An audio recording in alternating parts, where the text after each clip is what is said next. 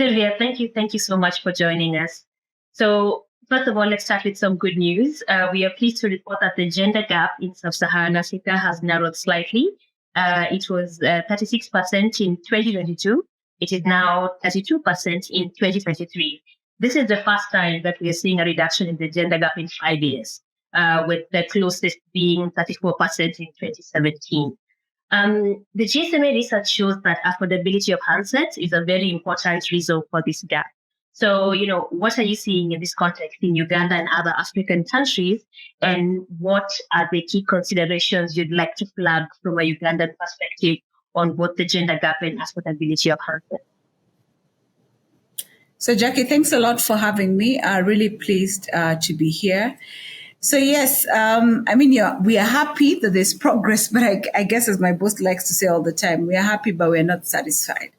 Because I think the gap, as you've called out, is still pretty significant. It's not anything that we can be proud of, especially in this day and age where digital literacy, digital inclusions have almost become a basic human need for everybody to be able to have access to. And what we find is that it's women as well as young girls who are increasingly getting excluded, who are getting left out. I think the COVID period actually really demonstrated the impact of not being digitally included could have on access to basic things like education, access to financial services, access to healthcare, digital literacy, and therefore it's imperative that we scale and address this in a much more intentional and deliberate manner to make sure that we reduce and completely eliminate this gap that is there today.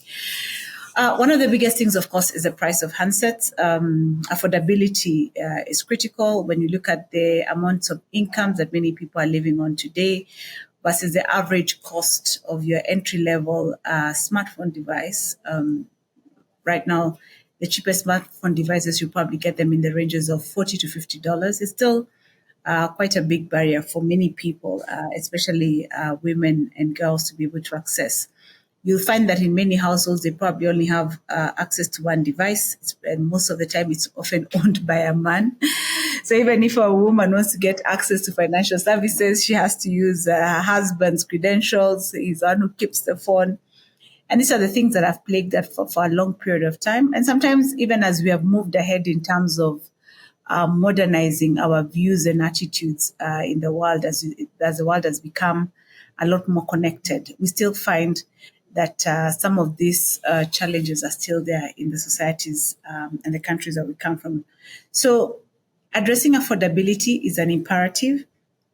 So there's a lot of work that is being done by telcos across the world to see how can we lower the cost of entry-level devices, especially looking at the price of components, looking at economies of scale in terms of getting these devices being produced in a larger scale.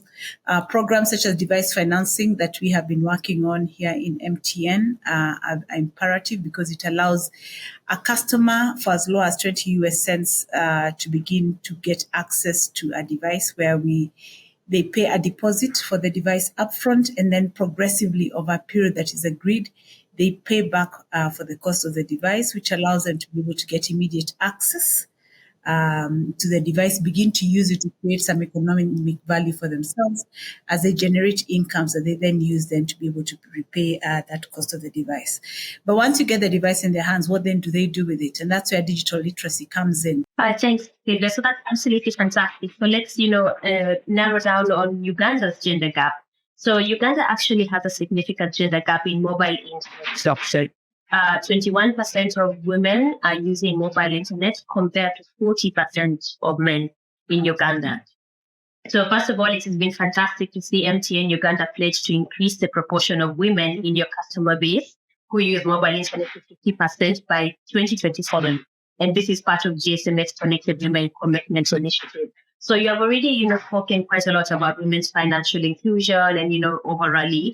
But could we then, share more about what you're doing specifically looking at women's digital inclusion in Uganda?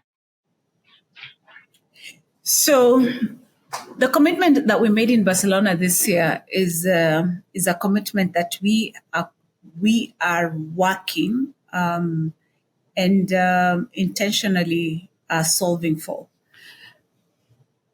Growing that penetration to 50% by 2027 is not an easy thing, but it's also an easy thing when you put your mind to it and allocate resources and people who continuously are looking at the problem, staring at it and asking, what are we doing today to be able to solve for it?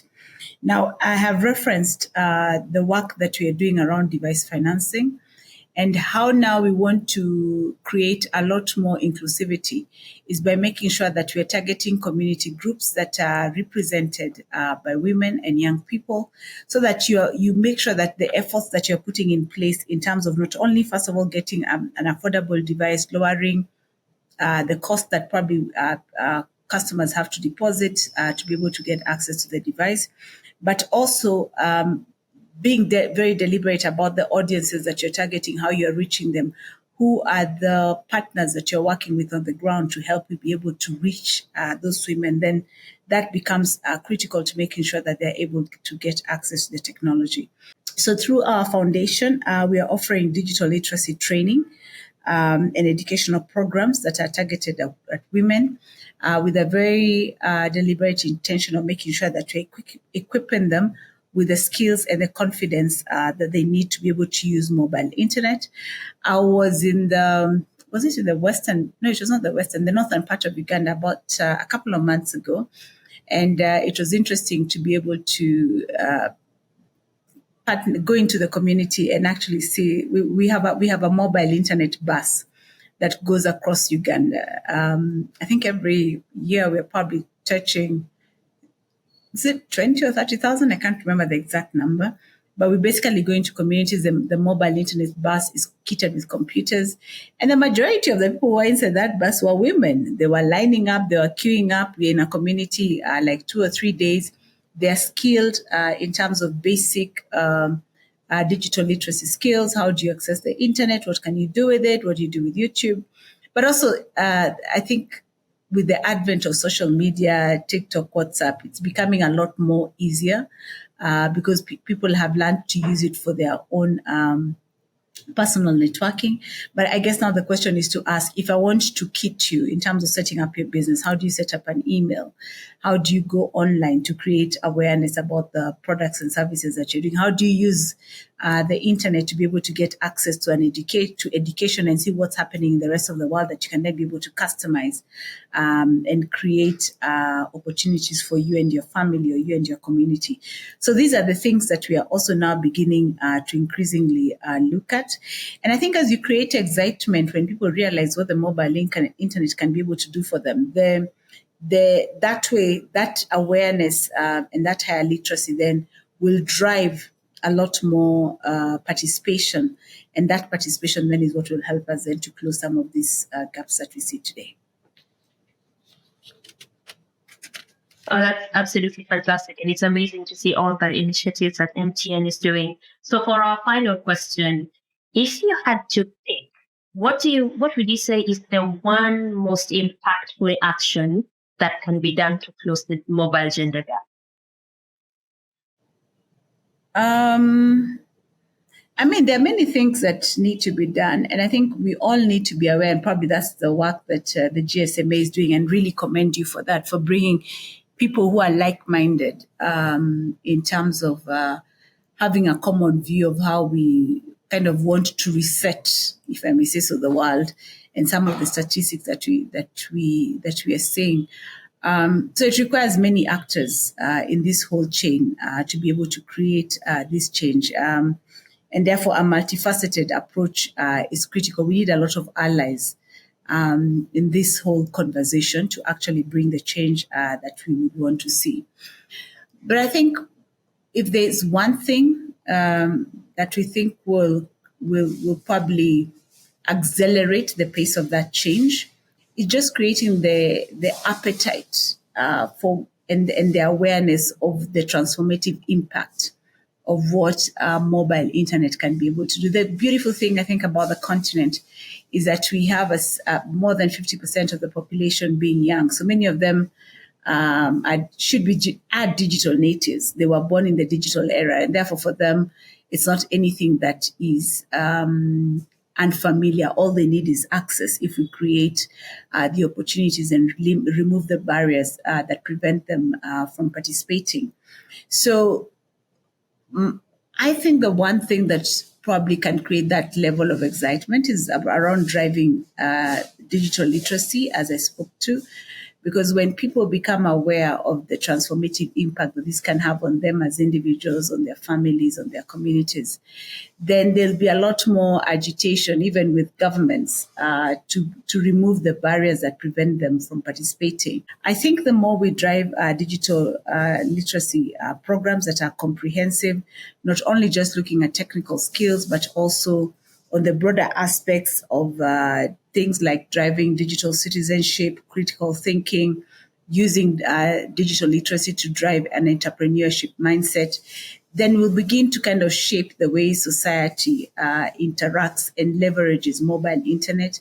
Creating awareness around safety, privacy, I think is also important, especially for young people, to make sure that it's being used for good rather than the internet becoming a detractor. So, and then also making it culturally relevant for the context that we find ourselves in. If we create that access and empower people with the right training for them to know what it is that they can be able to do, I think it will create a lot more women and make them a lot more active participants in this world. You know what they say, if you change a woman's life, they change society. If you change society, we're changing our continent and our world. And I guess we have a much better connected, literate world. And we eliminate those gaps that we're seeing today. I like that. We are changing the world and creating a much better connected and digitally literate world. So Sylvia, thank you so much for taking the time to talk to us today. And we'll be looking forward to amazing things, more amazing things from MTN Uganda. So, I'll hand over back to Dom. All right. Thank you.